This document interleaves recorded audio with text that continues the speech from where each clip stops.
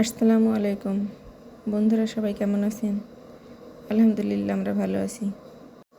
আজ আপনাদের মাঝে একটা বাদামের ভর্তা রেসিপি দেখাবো। প্রথমে একটা কড়াইয়ের ভিতরে বাদাম নিয়েছি হাফ কাপ। বাদামটা ভালো করে ভেজে নিতে হবে, একটু ধৈর্য সহকারে আস্তে আস্তে ভাজতে হবে, যেন বাদামটা পুড়ে না যায়। পুড়ে গেলে জিনিসের স্বাদটা নষ্ট হয়ে যাবে।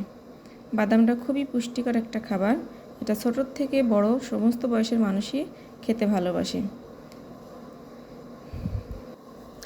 এরপর আমি কড়াইয়ের ভিতরে একটু সরিষার তেল নিয়েছি।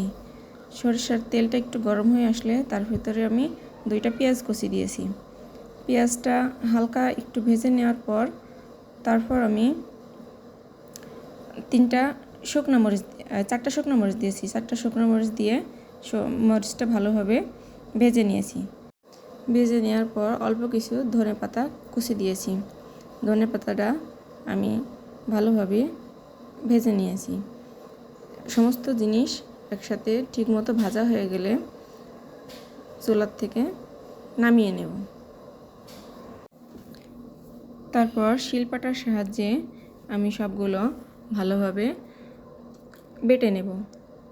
এই খাবারটা অত্যন্ত মজাদার একটা খাবার। আপনারা বাসায় এটা ট্রাই করে দেখতে পারেন। খাবারটা যতটা মজা ততটাই পুষ্টিকর। এই ভর্তাটা যদি আপনি একবার বানান, বারবার খেতে মন চাবে, আর সবাই আপনার খুব প্রশংসাও করবে। আপনি বাসায় একবার অবশ্যই ট্রাই করবেন কেমন লাগে আমার রেসিপিটি। তারপর কমেন্টে জানাবেন কীরকম লেগেছে আপনাদের কাছে এই ভর্তাটি।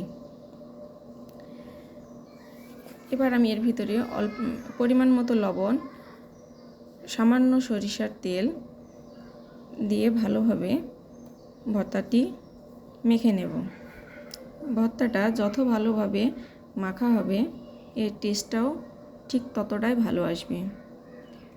এই ভর্তাটা খেতে খুবই খুবই খুবই মজা। আপনারা অবশ্যই ট্রাই করবেন বাসায়, আর আমাকে অবশ্যই জানাবেন কেমন লাগছে। এটা অত্যন্ত পুষ্টিকর একটা খাবার। বাদাম মানুষের ত্বক, চুল সব কিছুর জন্যই খুবই উপকারী। আপনারা একটা খেয়ে দেখতে পারেন কেমন লাগে। এবার আমার ভর্তাটি একেবারে খাওয়ার জন্য তৈরি হয়ে গেছে।